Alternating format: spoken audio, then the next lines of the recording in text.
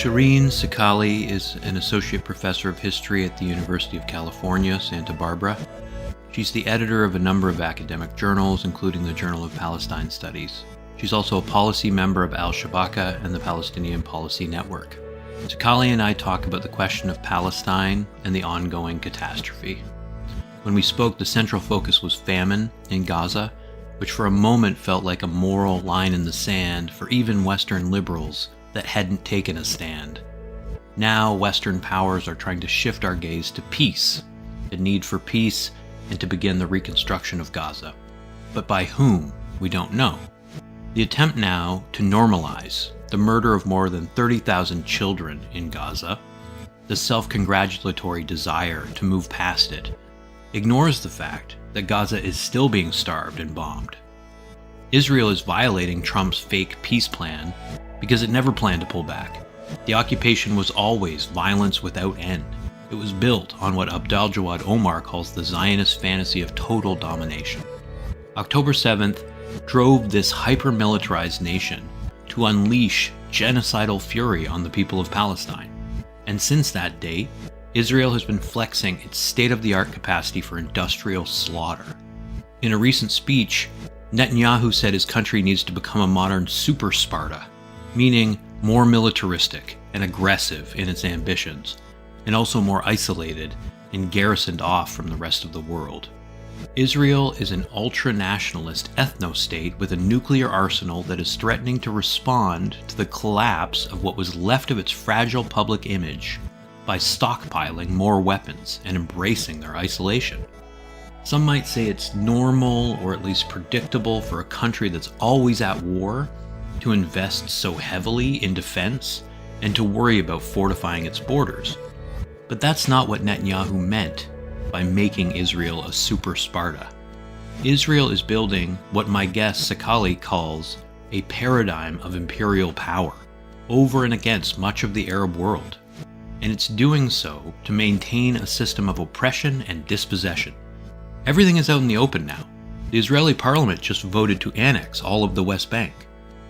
Abdaljawad Omar says that there are multiple futures that could proceed from October 7th. Will this moment of insurgency against an unhinged, occupying power be what Omar calls the first cracks in an imperial juggernaut and its outpost, the sign of the end of their imagined permanence?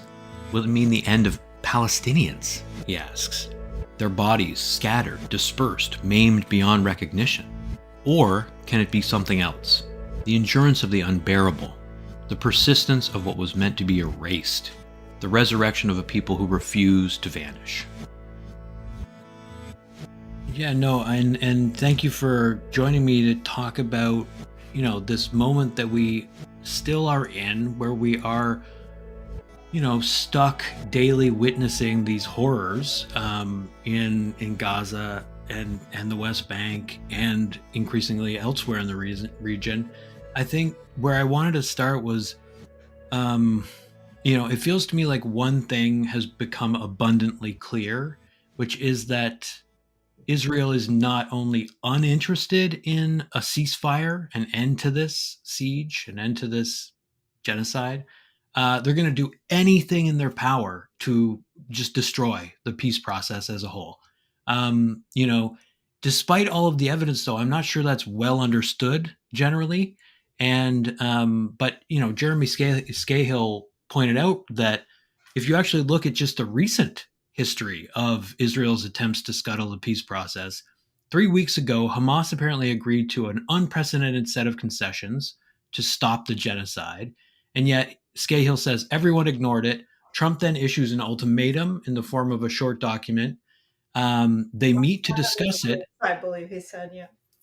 Yeah, I mean, and then Israel bombs the offices, Hamas office in a sovereign nation, Qatar, that houses U.S. Central Command. So it's just this unhinged, assassination scheme where, when you see coverage of these acts of state terror, as the Qatari PM called it, depending on where you look, it often looks very different. And I wonder how important you think it is right now for the public to really understand this element of Israeli statecraft, that they are vehemently opposed to anything like a ceasefire? I think, I think there is this, I watched that interview with Scahill too, and his insistence on, the industrial mass killing, I think was a really powerful point. And the recent estimates that are basically saying, this number of 62,000, right? It's such a fallacy. I mean, we've been at this number now for how long? And it's just, um, Mm-hmm. seems from every measure, from the Lancet to various UN agencies to various, Doctors Without Borders estimations, to be a drastic undercalculation. I think Mm-hmm. it's important to think historically about this move of going to war to avoid negotiations.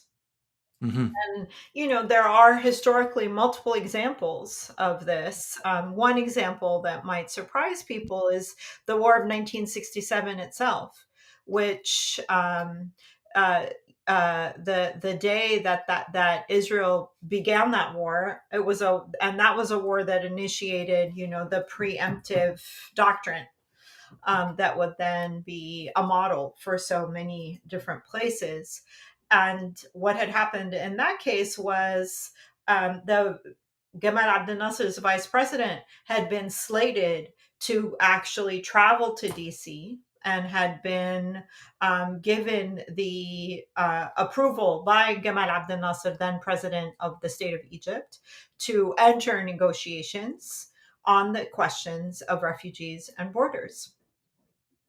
So this is certainly not a new phenomenon. And as Scahill himself reminded us, of course, one of the negotiators that Israel targeted was the Iranian negotiators in their assault on Tehran just this year. So there's a continuity in that. And at the same time, there's a great deal of rupture.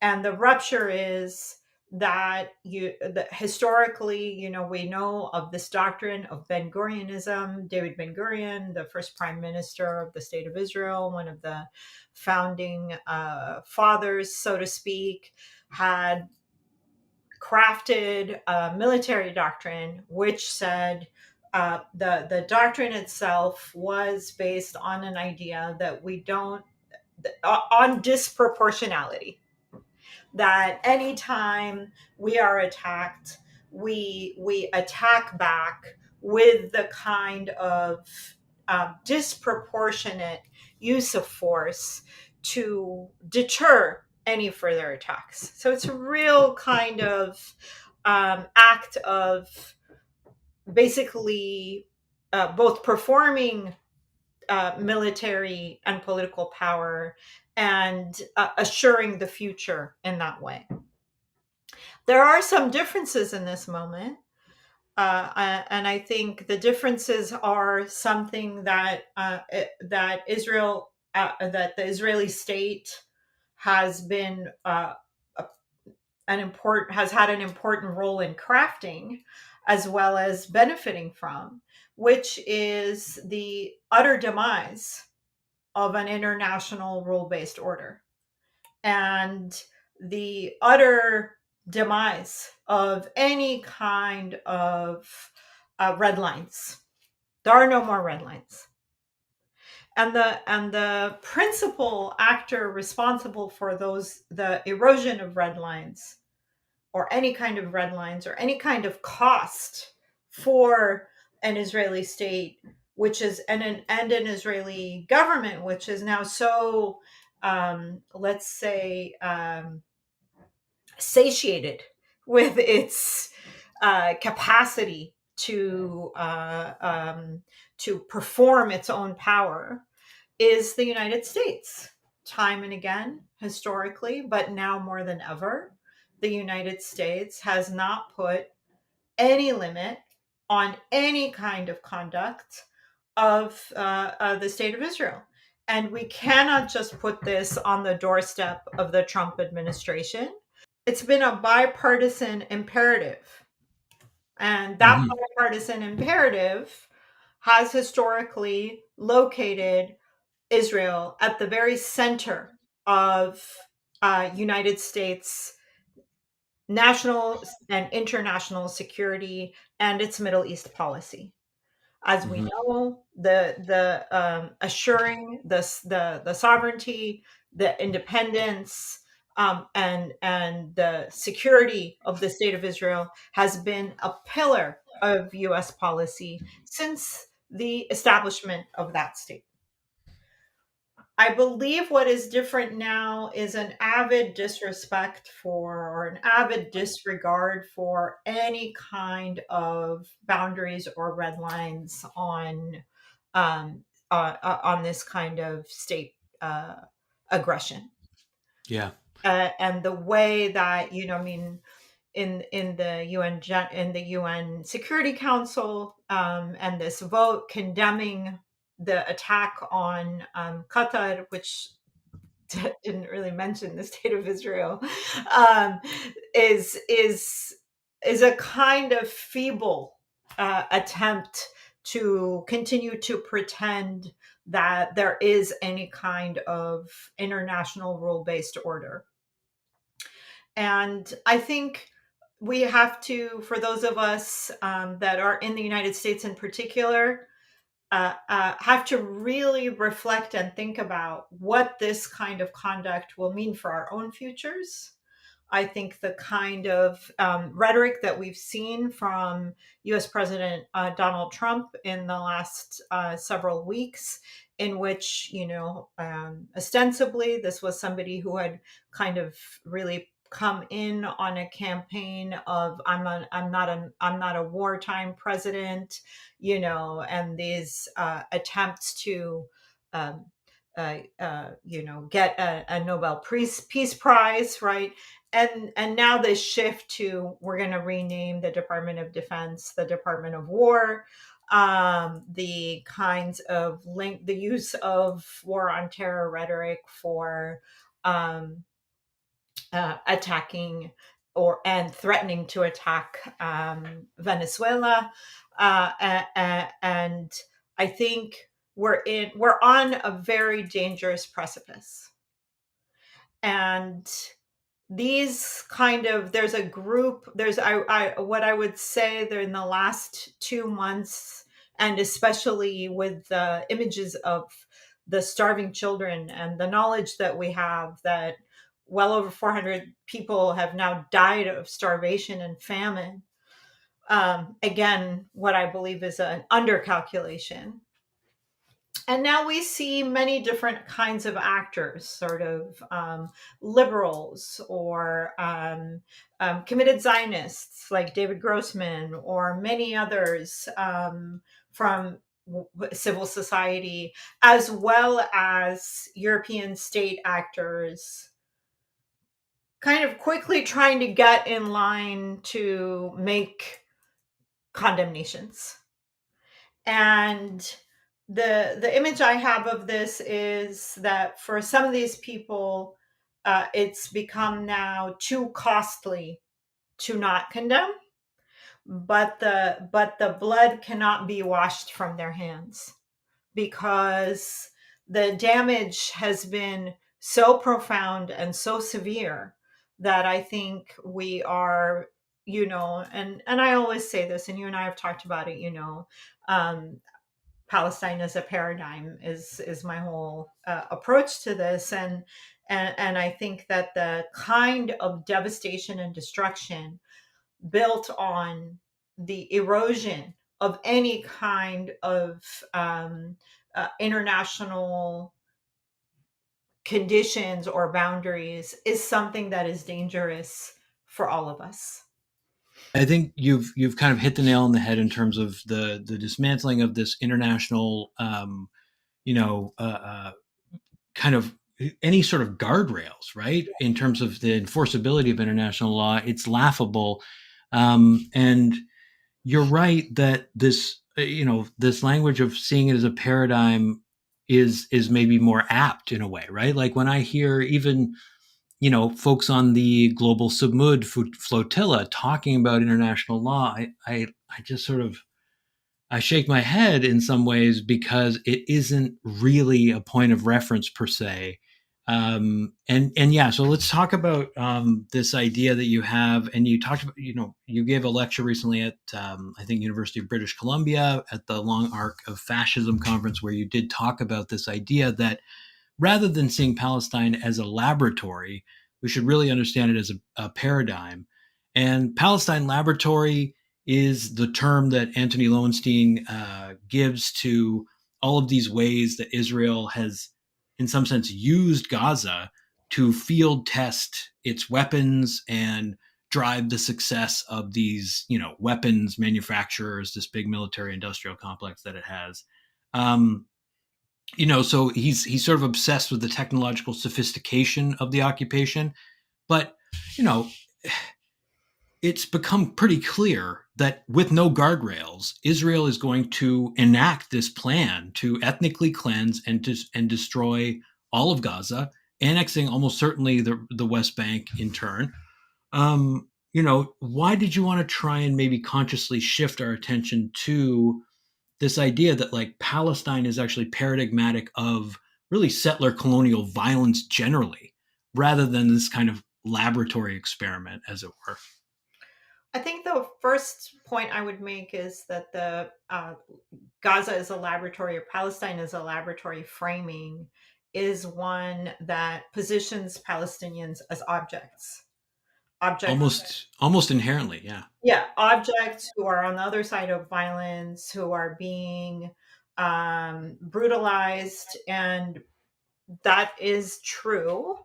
And for me, it is a focus on Israeli action and, Right. if at all, Palestinian reaction. And Mm, you see this also in the study of Palestine. You also see it even historically, and it's kind of a really, um, uh, in a way, a kind of canonical colonial way of seeing, in right. which we look at the mechanisms of repression, and we study those mechanisms and we understand them. And of course, those are important to understand. They're crucial. We have to understand them. We have to look at the technologies. We have to look at all of the ways that this technology of genocide is functioning. And that's not the whole story, because history teaches us that the way that things happen is full of contingency. And certainly there have been multiple different kinds of plans, right? I wouldn't say there is one plan. There's multiple different kinds of plans that various actors, Israeli actors in this context, are enact depending on, again, what is their capacity to move, right? And Right. in this moment, Netanyahu is very much kind of in a plethora of choices, right? Hmm. Because of this kind of blank check, extra Hmm. extra blank check from Yeah. the Trump administration. For me, of course, we have to look at those mechanisms and technologies and strategies. For me, it's also important to understand Palestinians in the Gaza Strip, in the West Bank, in diaspora, as people we must learn from, as people we must listen to. I think they teach us how is it that you continue to hold ground on an earth that is rapidly shrinking. And I began thinking about this question of Palestine as a paradigm and holding ground during the Unity Uprising, which now feels like another lifetime. And at the Mm, time, I was really thinking and immersed in climate catastrophe, right? hmm. At that time, there were these river streams happening in California where I live, and there were just very intensive, one after the other set of climate catastrophes, which we continue to witness Hmm. Hmm. across the world daily. And so for me, I was thinking at the time, oh, the Palestinians have existed in this framing of Nakba, of catastrophe, and the land that they stand on is rapidly shrinking under their feet. How do they make life in that context? And the thinking about Palestine as a paradigm is a suggestion that says, yes, we study the technologies. Yes, we study the settler. Yes, we study colonialism. We must also study ourselves, not to only celebrate, but also to critique in order to imagine a different future, a future in which we center Palestinian life, not remain in the realm of describing Palestinian death. Yeah, and I think, one way that we can um, approach that potential horizon, where we are positioned to properly learn from the sheer resilience, is to maybe talk about the specific technology of like digital communication technologies and just the sheer heroic work of journalists in Gaza that have risked their lives, lost their lives in the hundreds. Just an unprecedented attack on the idea of journalism and just a war against the very idea. Um, it remains to be seen whether this first live streamed genocide will radicalize people globally to really stand against, I would say, just explicitly Zionism, right? Zionist apartheid, Israeli settler colonialism. um, it remains to be seen whether there's going to be this sort of turning point reached, but it's undeniably changed the whole conversation. And I guess it's because so many more of us now have actually witnessed what you were just talking about. Just the determination to hold ground, the determination to survive. What do we do, I guess, with the hope that this will translate into opposition, right? Like that for me is a question for the left. It's like we're always sort of hoping that the tipping point, the turning point has been reached. And we too, to some extent, I think, have a certain kind of techno optimism around these technologies. Where do we maybe direct that hope? Is it misplaced in any way? Do you think there is more anti-fascism perhaps because of these technologies, or is it potentially the exact opposite? Yeah. Well, it's funny to think about the language of tipping point at this at this Right. moment. Yeah. So I Not would gonna tip say any further. Yeah. I would say, but I mean, it's important to remember, of course, in the wake of this assassination of Charlie Kirk and his right wing organizing, and beginning with this kind of Tea Party formation in 2012 of Tipping Point. I mean, I think what we need to do, people of conscience, is organize. We must organize like our life depends on it, because our life does. And we have long kind of past the tipping point. And that's why, again, here, seeing Palestine as a paradigm is helpful, because I think, if we look at, for example, the attacks on journalists, as you've said, the the largest number of journalists killed in any recent war in modern times. And I think of that attack on the journalist as part of a broader attack on the storyteller, and the storyteller, the knowledge producer. It wasn't by accident that, in the first 2 months of this genocide, the primary targets after the hospitals, which were these microcosms of social life and possibility, were the schools and the universities and the archives.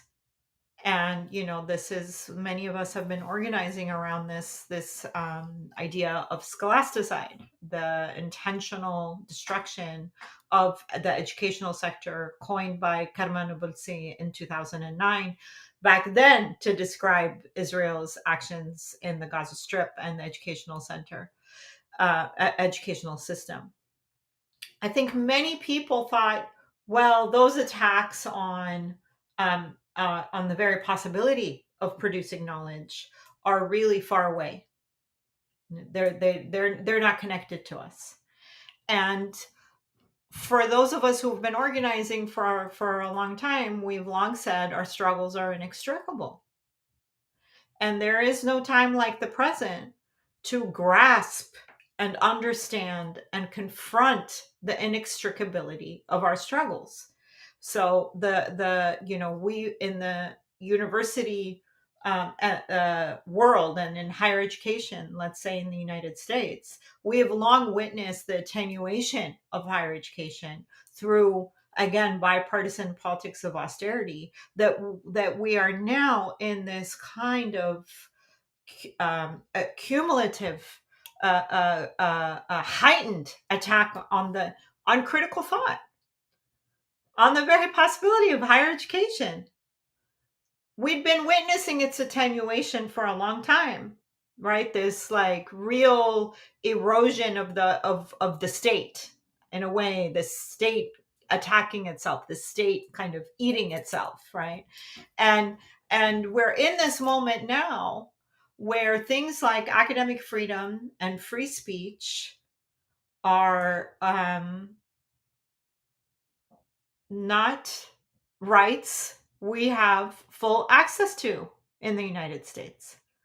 And it's been very telling to me to watch what happens to people who have long held on to this idea of Western exceptionalism and US exceptionalism. For most of us, for many of us, when you say, when people use this language, it makes me laugh. And so for many of us, this has been how we felt for a long time. But I think it's now that kind of commitment to a US exceptionalism has completely fallen apart. And it's been really interesting to see, well, how do people act when they see that kind of erosion? It's very easy to talk about and think about how brave you would be, or to proselytize to other people how they should fight for their rights. But when it's happening to you, it's a different story altogether. And I think, we have been mobilizing. People have been mobilizing. This is the other thing that I think we have to be really cognizant of. And the way that they've been mobilizing has meant that organizing on campuses, faculty organizing, the articulation and teaching of critical thought is a threat to authoritarian regimes. And that's why they target us. So across this incomparable two sets that I'm talking about, the complete destruction and scholasticide in Gaza. Effectively, Gaza is gone. It is gone. A place that is 4,000 years old has been flattened to the ground with the avid complicity of the international system, including the European Union, right? And watching that devastation and destruction, while seeing and understanding the shrinking of our spaces to produce knowledge, our spaces to even speak or protest, are is a terrifying reality, and an immense uh it demands of us. It's a very loud demand for us to unite, to organize, to be brave, but also to be smart, right? Organizing is not about making bravado statements on Twitter or Threads or Instagram. And so I'll end here with what do I make of this digital platform? I think that we can't be. I think that the way forward is neither to be a techno optimist or techno pessimist. I think we see it as a vehicle that has multiple venues for and possibilities for the future. I mean, we should remember that platforms like Twitter. I got on Twitter because of the Green Revolution in Iran in 2009. That's when I got on Twitter because I heard that, that's how people were organizing. And I was like, what is this Twitter thing? And I remember during the Egyptian Revolution when I was living in Cairo that we were using Twitter to figure out, who needed blood where. Where was the army at that moment? Which streets should you go down? Which streets should you avoid? We know now, and especially in a post COVID reality, these digital spaces have become really monopolized and become kind of overburdened with the imperative of surveillance. And yet, still, Palestinians on the ground in the Gaza Strip have been broadcasting every day their stories and their experiences. And this is how most people have been able to see it because it's been silenced by a lot of the mainstream media. And so I think, I mean, I'm not a digital media specialist in any way, but I think for me, we can't give up on these technologies. I think we have to continue to imagine what it might be like to have a commons, to have these as commons, as public goods that we can use to distribute knowledge and inform one another. Yeah, and I think, the hope originally around these technologies was that they would be a tool for democracy. In large part, it's been, I think, abused and turned against in many ways, as a force that counters democracy. That said, you're right to say we don't have to be resigned to that fact. There are many ways in which that erosion of the intellect, as it were, and the kind of attack on education can be countered by strategic uses of the internet. And yeah, I take your point that ultimately what we're after is a deeper level of connectedness, networked power. And, I've been certainly pretty inspired by the formation of this growing flotilla of activists and people from around the globe, seemingly a lot of just, regular folks who are determined to break this siege.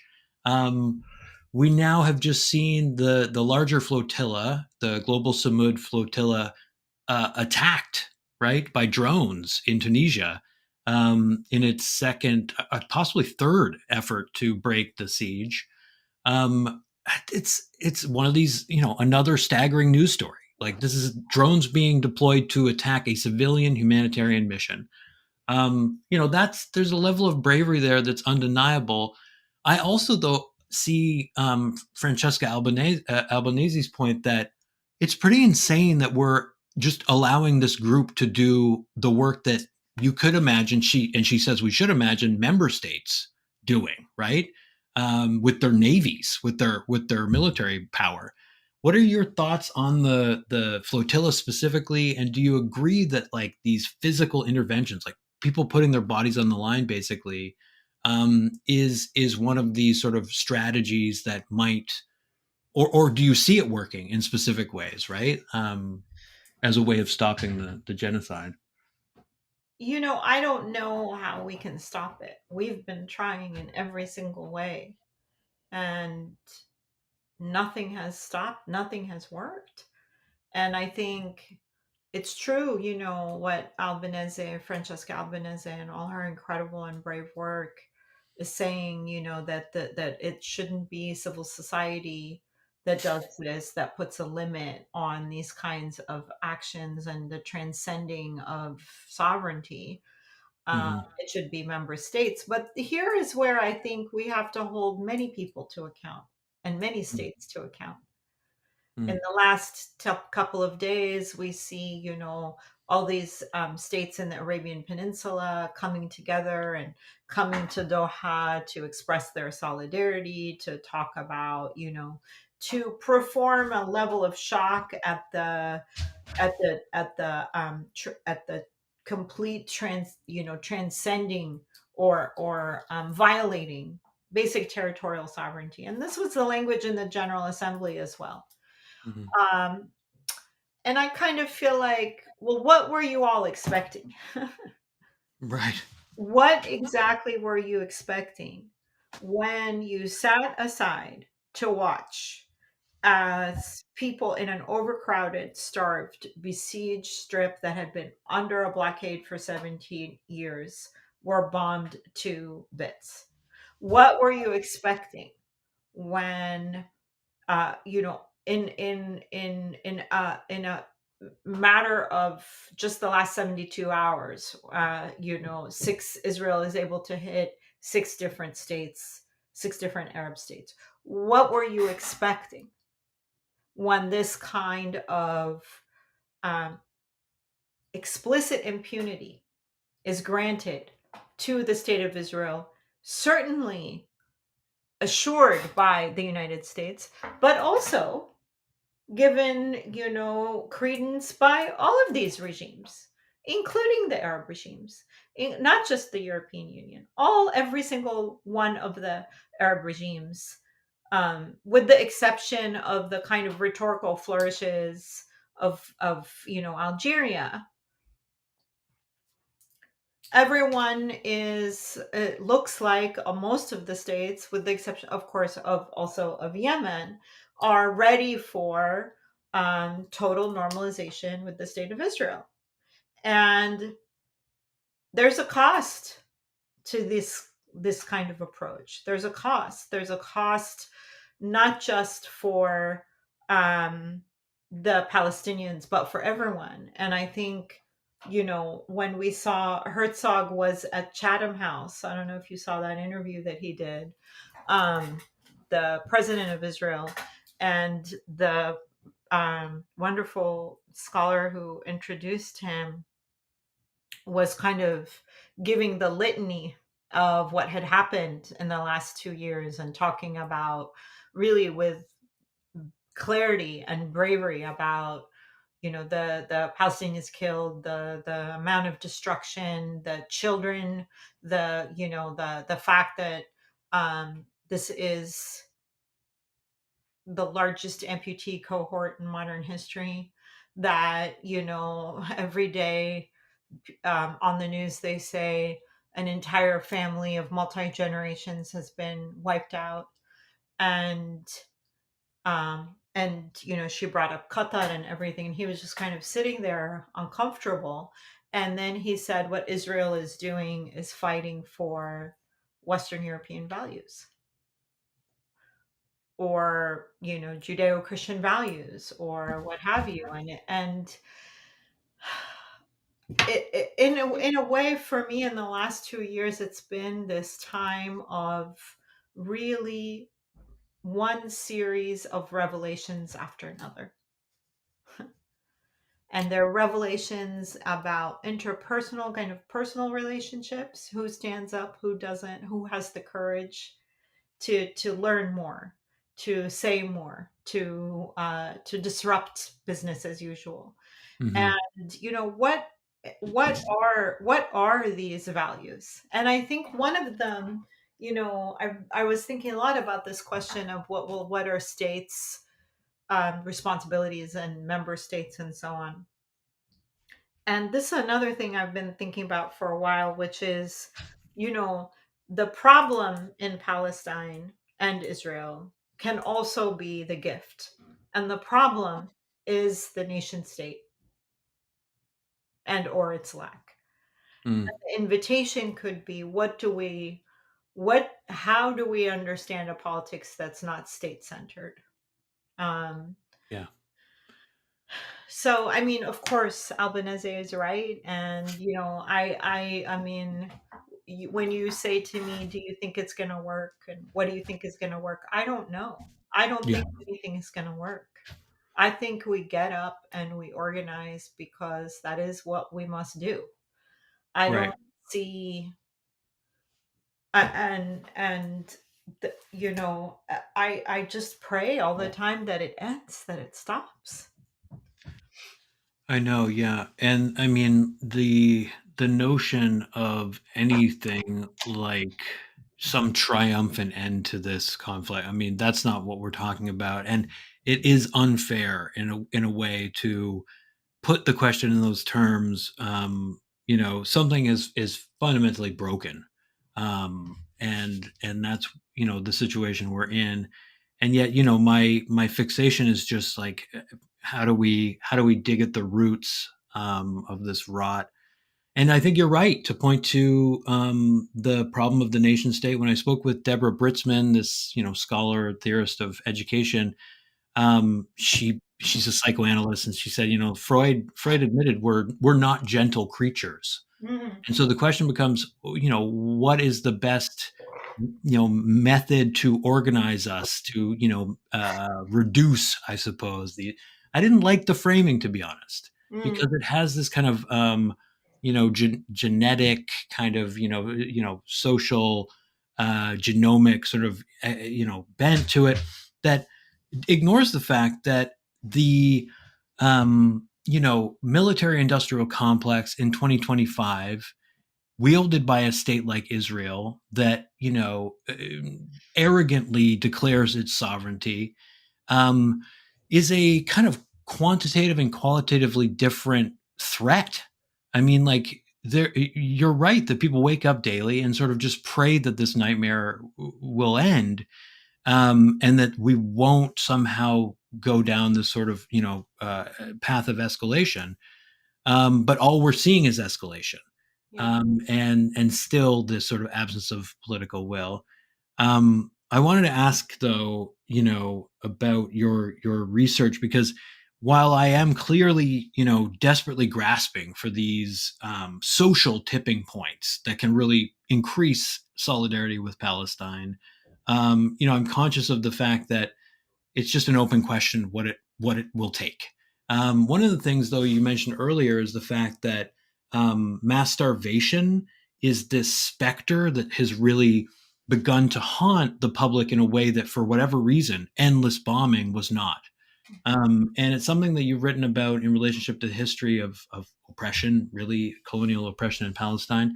Um, the book you wrote, Men of Capital, talks about how a colonial regime subjects bodies and commodities to greater surveillance, and that in the earliest moments, like British mandatory Palestine, there was this use of the calorie specifically, and the cost of living as technologies of rule, as like a system of governmentality.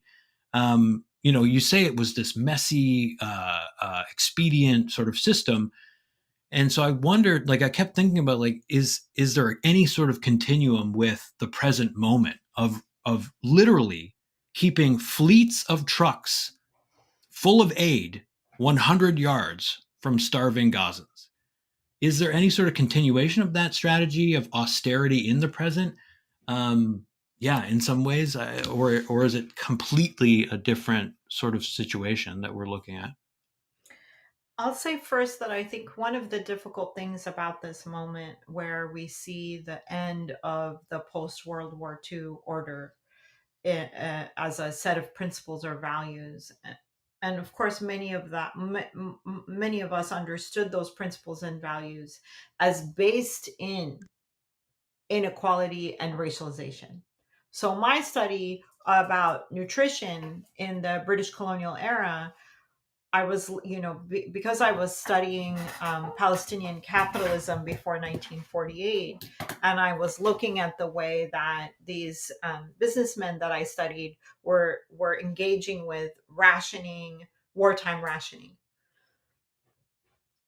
and I started looking into the field of nutrition, which of course has its own very troubled history that allows us to understand the relationship between the metropole, so in this case, London, and the colony, let's say Jerusalem. And I began finding the ways that scientists' findings around the study of nutrition had consequences that state makers wanted to stave off, because if you made the case that the kind of food that people ate would affect their health and well-being, then that had implications in London for the cost of living, for salaries, for prices, for market values, for the dole, etc.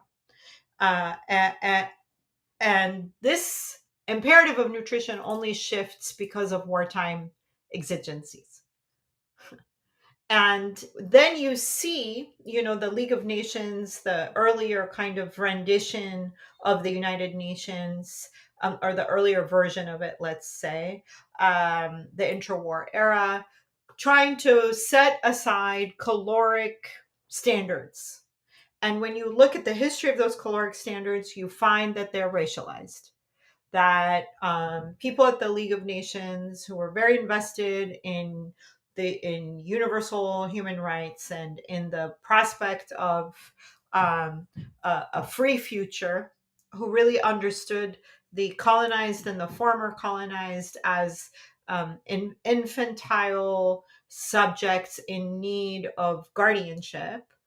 And um, you see that caloric intake was racialized, that the understanding of what the human body needed in the formation of standards for nutrition in the League of Nations was based on where you were from and what you looked like.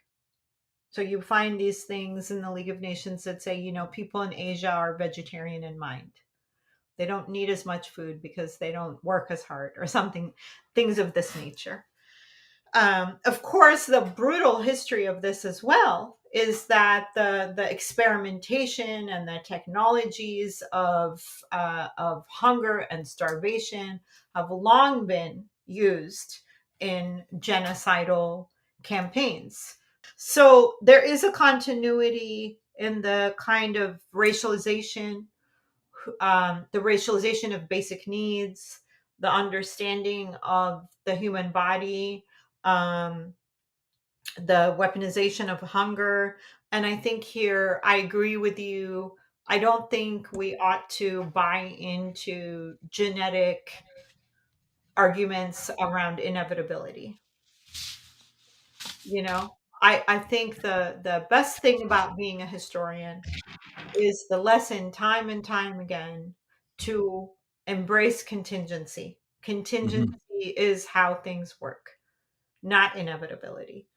And within that contingency is a great deal of possibility for those of us who are not the people who run things.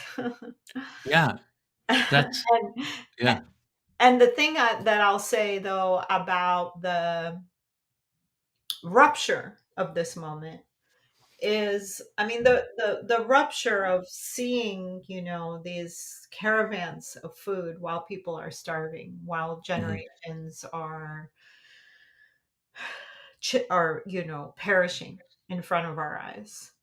I think also there are ways to think about within this. We've talked a lot about settler colonialism. We've talked, not explicitly, but we've been talking about U.S. empire. But also Hmm. we have to talk about hypercapitalism. Hmm. And this, another kind of pattern that's been recurring and quite common has been with Gaza specifically. We will destroy it, and then people will bring in investments to rebuild it. And the Yeah. kind of horrific dystopic um, vision that we're faced with now of this Gaza Riviera stripped of its Trump Gaza, people. Jared Kushner's dream. Yeah, Yeah. yeah, and it has an Elon Musk quarter, and it has a, Hmm. and Tony Blair's institute is also mired in it. And of course, the Hmm. word comes out and then everybody denies it, but it is happening. And Hmm. again, this is a paradigm in Hmm. which we have to face and confront what the financialization of brutality looks like. At a very moment where increasing numbers of people, at least in the United States, have less access to healthcare, to education, to basic reproductive care. So again, there is a kind of paradigmatic, right? Rapid warp speed Hmm. crystallization in Palestine that should be a warning to all of us. I like that you point to just the kind of profit motive as an element, a kind of post moral element of this whole disaster. Because you look at something like the Gaza Humanitarian Foundation. This is a private corporation, basically, that is hiring vigilantes that are part of these like far right groups that are explicitly Islamophobic. So this sort of landscape we occupy is one that is hyper capitalist in the specific sense that the market has made morality, norms, anything like a conscience, um like a kind of archaic thing. Like it's just, you don't need that in the present moment. But I guess yeah. the one thing I just wanted to say, when we think about the League of Nations and we think about those documents, I think about those documents that I was studying at the time, or I even think about what I'm studying now, and I think, back to those moments. Well, there was a kind of basic expectation that one ought to be moral. Right. That one ought to be ethical. Forget moral. That one ought to be ethical, right? Yeah. And I think what's terrifying about this moment is the deep necropolitical logic that's at the base of it. And it's a necropolitical logic that is not just uh, that is not just targeting the Palestinians. Right. Yeah, no, it's a thanatopolitics of like the end times, right? And this is something that Naomi Klein and Astor Taylor Yep. wrote about recently, not that long ago, for The Guardian. Yep. Um, this kind of eco-fascist thing is in the background of a lot of this. Um, you know, I don't want to take too much more of your time. I think one question that might tie some of these threads together is the question of Netanyahu in his specificity, right? As one of history's greatest, war criminals, as one of the, a person who will go down in history as universally denounced, one has to expect. But in the moment, we still wait for the man to be arrested. We still have to watch him give press conferences. And in terms of contingency, for a lot of people, they look at Netanyahu and they see someone who is singularly bloodthirsty, and that if it just was someone else, perhaps this nightmare would be different.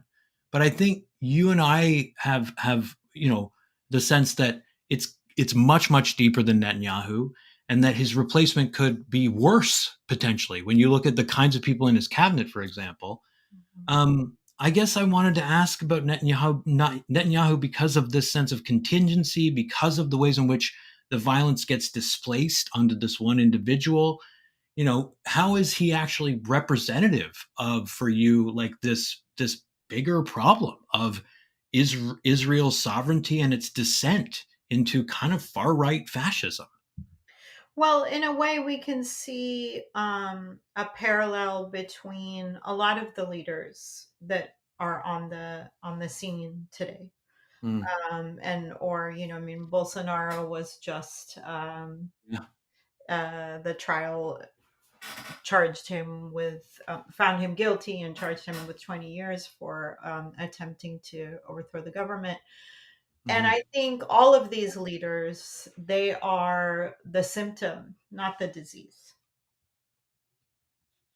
And these kinds of, oh, it's the Netanyahu government and it's the, And of course, I mean, it is the most right-wing government in Israeli history. And it is the most terrifyingly right-wing government in Israeli history. And for its Israeli Jewish citizens, Israel is a democracy. So this is a right-wing government that was voted into power. And that's the question we have to wrestle with. You know, what is this hold that the right has? What needs does it fulfill? What does it mean for our future? I think for me, one of the really most difficult things to wrap my head around is the reality that for a lot of people, they don't see these leaders in the way you and I do. A lot of people see them as heroes, right? As saviors, as people who are saving them from the future they dread the most. And I think those are the kinds of questions, it's very hard to understand when people choose and elect people who don't serve their interests. And I think Absolutely. this is the question that we have to ask of ourselves. Um, and as we organize too, like, how do we, how do we understand this kind of reality that we're in? Because I think that is far more, you know, for me, the terrifying specter, right? Which is, Mm. and I remember again in my experience in Egypt, and it was this moment, there was the revolution, and it was so exciting and full of possibility and all sorts of openings that I had never even imagined on every single level, just from my own posture or how I carried my body or how I was in the street. And then, after we went into a period of direct military rule, and then the Muslim Brotherhood elected Mohammed Mursi. And then in the summer of 2012, there was a coup. And which Abdel Fattah Sisi, who is now president of Egypt, overtook the Muslim Brotherhood administration and took power. And part of the way that coup happened was a massacre in Rabaa Square, where Muslim Brotherhood supporters were encamping. It was really horrific. And what was even more deeply what shook me and made me doubt everything I knew were the people that I um, had known and learned from, and many people who were supporting Sisi and supporting the coup, and in some cases also saying very terrifying things about the supporters of the Brotherhood, calling them things like cancer. Mm. And it was this moment where it was such a humbling and terrifying moment, because here we had been doing all this work asking, who are the people? Who are the Mm. people that go down to Tahrir Square and make revolutionary change possible and have this kind of euphoria and carnival type atmosphere? Well, a lot of them are the same people that make the massacres at Rabaa Square or others massacres possible too. So it's this kind of Janus-faced reality of the people in a way, I guess in a way that parallels my insistence on not seeing Palestine or Egypt or California or Chicago or DC as a laboratory, right? Right. I mean, now we see, right, this war on Chicago, the kind of Mm. Chicapolis, Yeah. fantasy. And I think in a way, maybe we have to start asking questions about the people. the people who Yeah. elect people like Netanyahu, who elect people like Trump, who elect people like Bolsonaro.